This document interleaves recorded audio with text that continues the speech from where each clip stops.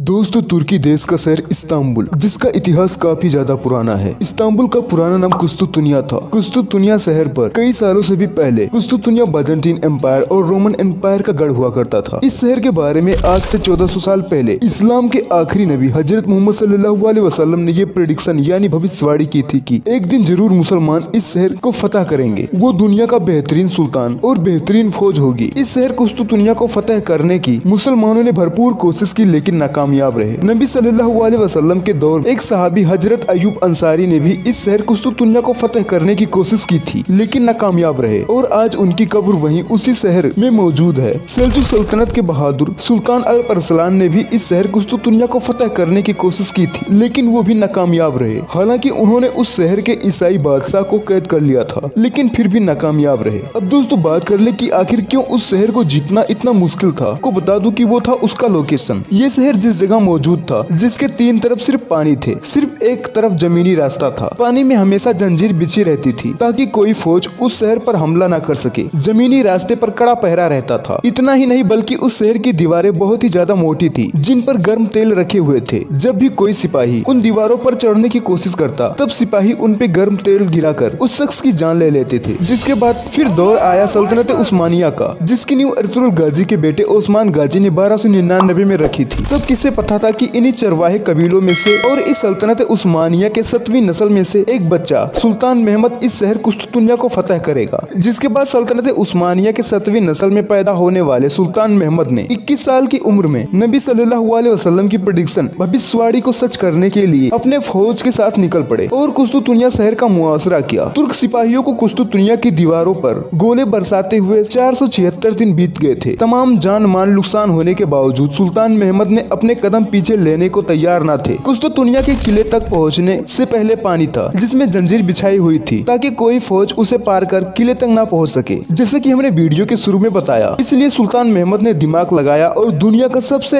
हैरान कर देने वाला काम कर दिखाया। कहा जाता है कि उन्होंने अपने जहाजों को जानवरों की चर्बी की चिकनाहट और लकड़ी के तख्तों की मदद से 3 मील के जमीनी रास्ते पर चलाकर किले के पास वाले पानी में उतारा और कहा जाता है कि उन्होंने ये काम रातों रात में ही कर दिखाया। सुल्तान महमद ने अपने तुर्क सिपाहियों को ये हुक्म दिया कि वो दिन रात कुस्तुतुनिया की दीवारों पर तोपों से हमला करते रहे। सुल्तान महमद ने हंगरी से एक तोपची को बुलवाया जो तोप बनाने में माहिर था, जिसका नाम था ओरबन उस्ताद, जिसने दुनिया की सबसे ताकतवर तोप बनाई, जिससे शाही तोप नाम दिया गया। जिसकी मदद से 6 अप्रैल 1453 को उस्मानी फौज कुस्तुतुनिया के किले में दाखिल होने में कामयाब रही। जब तुर्क सिपाही कुस्तुतुनिया शहर में दाखिल हुए, तब शहर के सारे मजहबी लोग अपने सारे पुराने झगड़ों को भूलकर एकजुट हो गए और एक बड़ी तादाद में चर्च हाजिया सोफिया में इकट्ठा हुए और अपनी जीन जान लगाकर उस्मानी फौज के हमलों को रोकने लगे। इतालवी डॉक्टर निकोलो बारबीरो, जो उस दिन उस शहर में मौजूद थे, वो तुर्क सिपाहियों के बारे में लिखते हैं कि सफेद पकड़ियां बांधे हुए तुर्क सिपाही भूखे शेरों की तरह हमला करते थे और उनके नारों और नगाड़ों की आवाज मानो जैसे इस दुनिया की हो ही ना। इस बीच तमाम बाइजेंटीनी सिपाही मारे गए और उनका सिपह सालार सेनापति जीवानी जस्टियानी भी बहुत ज्यादा घायल हो गया और भाग गया। सुबह होते होते 29 मई 1453 को लगभग तुर्क सिपाहियों ने कुस्तुतुनिया शहर पर काबू पा लिया था। उन्होंने देखा कि एक तुर्क सिपाही किले पर से बाइजेंटीनी झंडा उतारकर उसकी जगह उस्मानी झंडा लहरा रहा था। सुल्तान मोहम्मद फातेह ने सफेद घोड़े पर अपने सिपाहियों के साथ हाजिया सोफिया चर्च पहुंचे। दरवाजे के पास पहुंचकर वह घोड़े से उतरे और सड़क से एक मुट्ठी धूल लेकर अपनी पगड़ी पर डाल दी और खुदा का शुक्र अदा किया। उनके साथियों की आंखों में आंसू बहने लगे। सुल्तान मोहम्मद फातेह ने शहर में एंटर करने के बाद ईसाई और भी कई गैर मजहब के लोगों को बिना कुछ कहे उन्हें पूरी आजादी दी और कुस्तुतुनिया शहर का नाम बदलकर इस्लाम बोल रख दिया, जिसे आज इस्तांबुल के नाम से जाना जाता है। और उस हाजिया सोफिया नाम के उस चर्च को ईसाइयों से भी खरीद लिया था और उसे मस्जिद में तब्दील कर दिया गया था, जिसके कागजात आज तुर्की में मौजूद हैं। खैर दोस्तों, आज की इस छोटी सी वीडियो में बस इतना ही। वीडियो पसंद आया तो वीडियो को एक लाइक कीजिए और अपने दोस्तों के साथ एक शेयर, और इसी तरह की हिस्टोरिकल वीडियोस पाने के लिए हमारे इस चैनल को एक सब्सक्राइब करना मत भूलिएगा।